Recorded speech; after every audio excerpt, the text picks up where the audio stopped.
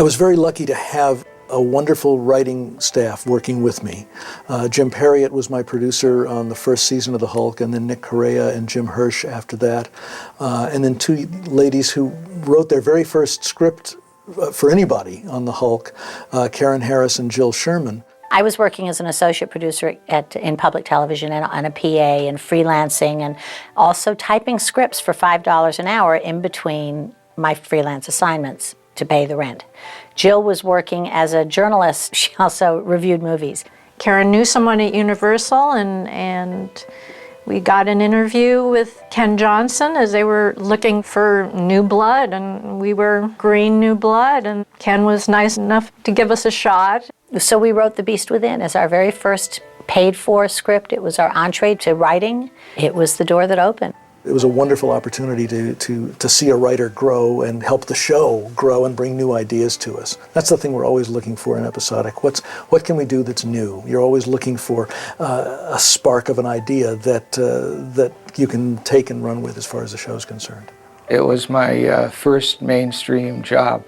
I had spent my early 20s playing piano in bars at night and tarring roofs and raising babies, and I had a couple of scripts optioned by majors and not made, and my agent, he had given one of those option scripts to the producers of The Hulk, specifically Nick Correa, who was just a wonderful writer and a wonderful human being. He was my champion, and he went to Kenny, and Kenny read me as well, and Kenny told Nick, go ahead. And from there, I was thrust into the joys and rigors and fun and camaraderie of everyday production. Bob Steinhauer had been my second assistant director on The Bionic Woman. I moved him to unit production manager on The Hulk, and then to producer, and then ultimately to supervising producer. Kenny got a crew together, and it didn't happen overnight, of people who thought differently, who felt things differently, who visually saw things differently. But yet, we somehow all kind of bonded together in this one thing. And the majority of us stayed with the show the entire time. When you have a crew that's in sync with each other, knows each other's strengths and weaknesses, and are all pulling towards a common goal, then they will get things done. And that's what that crew was. And it was a crew that genuinely liked each other. As story editor, I was on the set quite frequently making changes, making cuts, either for production or for artistic reasons. And everyone adapted very, very easily. We all were endowed with a lot of freedom to put our own voices into the one common voice of the show. There was another factor that was also really important for the Hulk's success, and that was the visual look of it. I didn't want it to look like normal Universal television fare. I wanted it to have a real cinematic quality. And I looked at a lot of work from a lot of directors of photography. So I was lucky enough to find a young guy named John McPherson, who had been a lighting designer, lighting technician, a gaffer, for 13 years, and really came to cinematography from the standpoint of light. I remember when John first came in to interview with me, most people come in sort of bright and cheery to, try to get a job, and John was sitting in this sort of fetal position in this chair in my office, all curled up, and he was going, "Oh, Kenny, I'm an artist. I paint with light." And I went, "Oh, okay." I said, "This guy is too neurotic not to hire." And Johnny and I became fast friends immediately. And I think that's part of the reason that the show was successful, was because it had a look that really differentiated it from so many other shows that were on the air then. My friend Stephen Bochco introduced me to Harve Bennett, who was producing a show called The $6 Million Man. Harve convinced me that in television, it was the producer that controlled the whole medium. The producer hired the writer, the producer hired the director. I said, "Stop, I'll take the job." Because I could then immediately hire myself to write and direct, which is what I did. Kenny is really one of the most incredible directors that I've ever run into. A man who is so familiar and comfortable with the grammar of film, and also related so well to actors, and had such a great sense of storytelling. He's just truly a great artist. And when he directed, no one said we can't do it, not out of fear, but out of respect. He wanted it. Somehow, we had to make it work, and we did.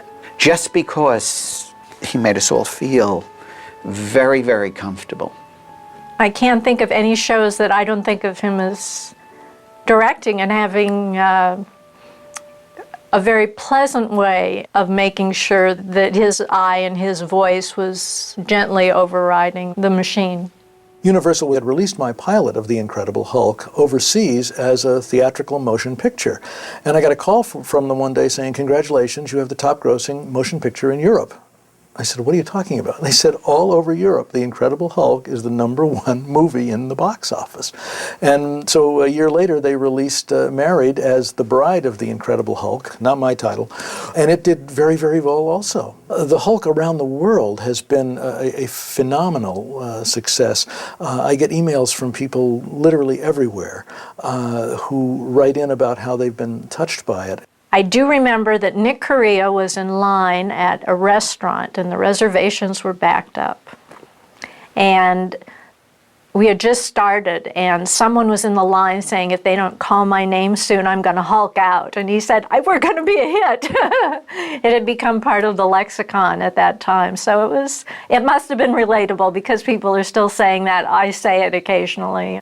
I think it has to do, I know it's going to sound corny, but with the humanity of the show. And the problems that were addressed in the 80s on that show were problems that were universal. And they're still problematic today in many people's lives. Ken Johnson had a philosophy from day one that we should always never speak down to the audience, never write down to the audience, never think that you're writing a comic book.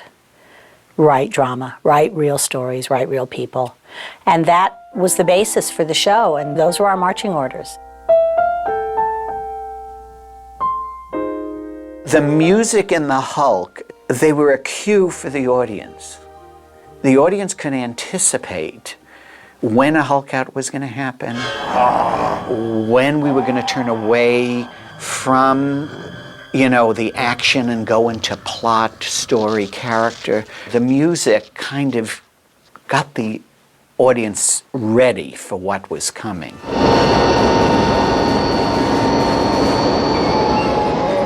Helicopters really eat up a soundtrack. And so to have music going while helicopters are going is very difficult because the music usually gets swallowed. And I said to Joe Harnell, who was my composer, "Joe, you know what? Let's synthesize the sound of a helicopter blade. And let's make that, we'll use that instead of the helicopter sound effect. And you can make it in sync with the music so that the rhythm of the helicopter blade is also the rhythm of the music that we're doing, and we can balance it, everything." And Joe said, "What a great idea." He loved it because it would protect his music. And indeed, that's what we ended up doing. And if you listen carefully at the end of part 1 of Prometheus, you can hear that helicopter blade and how it's absolutely in sync with the music. It's because it's part of the music.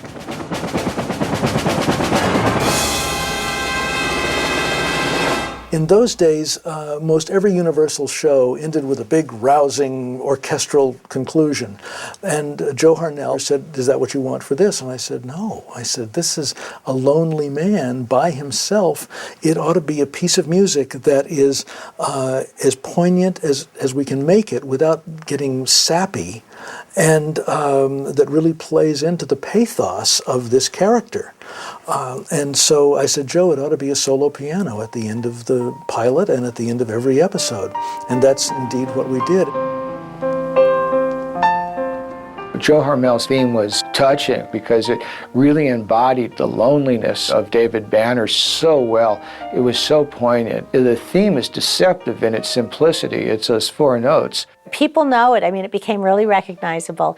I understand that for a minute there were like lyrics to it, but I can't. We used to make up our own lyrics. I think it was, "I am the Hulk. I rip my clothes off." I mean, it's like that was the first 2 lines.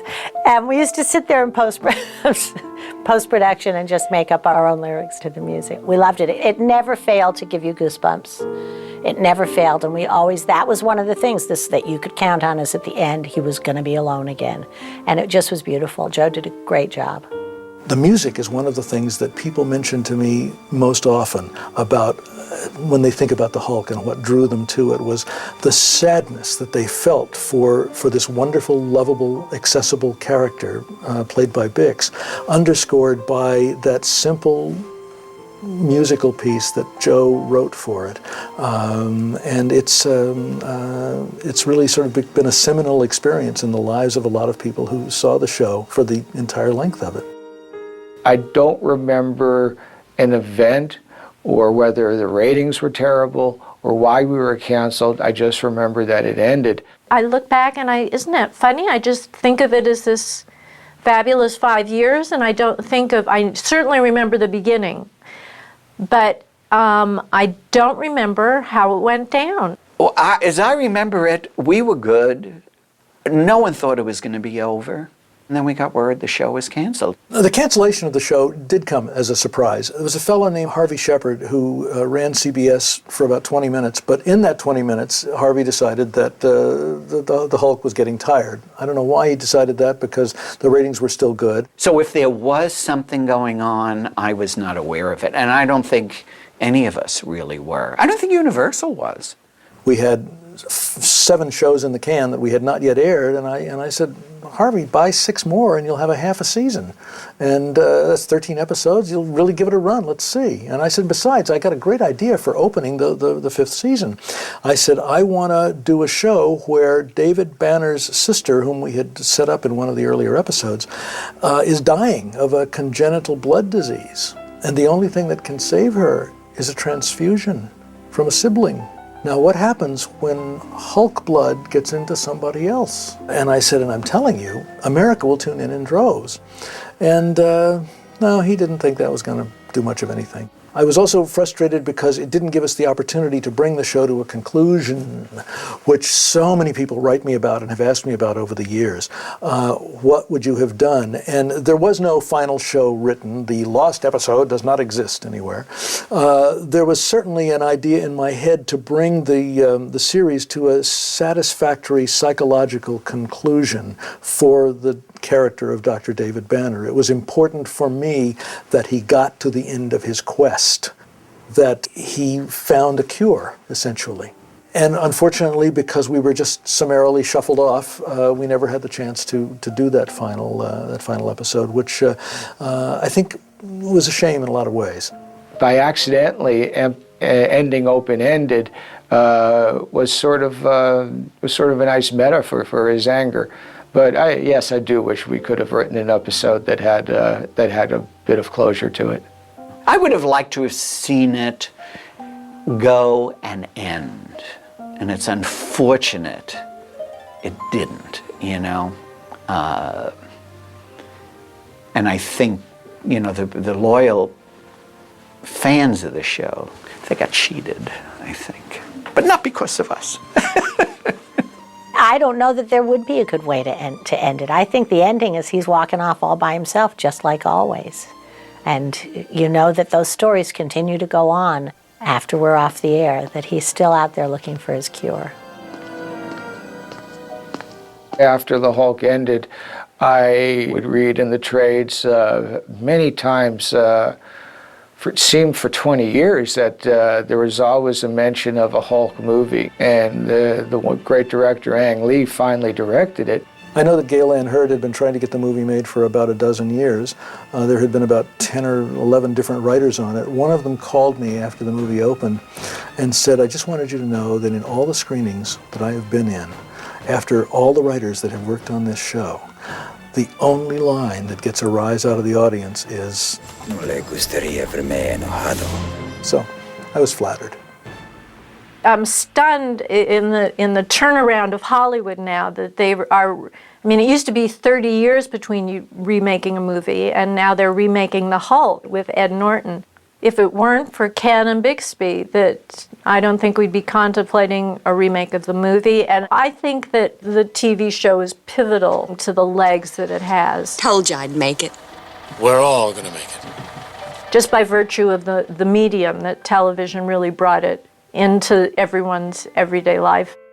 My greatest memory is being in that room for the first time with all of them and being scared out of my mind and having 6 or 7 people really make me feel, you know what, we don't know you really yet, we don't know who you are, but we're going to give you a chance.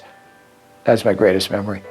It was the beginning of my adult life. I was 28, and everything in my life as an adult started then and came out of that. I look back with great fondness. I call it my college years, you know. Met the great love of my life on the set. I found a career through Kenny. Looking back, I treasure every single day, and it's my favorite credit. I do know that we all spend a lot of time, I've told Kenny this, what we call chasing the experience, that you remember it as so lovely. Even the tough times, even the hard times and the fights and all of that and the misunderstandings, you remember it as such a special time and that you never duplicate it again. Looking back on the Hulk, it's very interesting because it was not a project that I had wanted to do to begin with. I didn't see it as being something I could do and do well with my heart in it.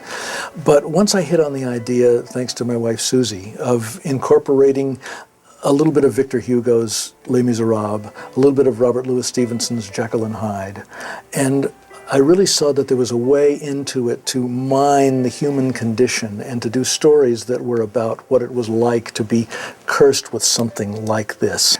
I knew I was on the right track.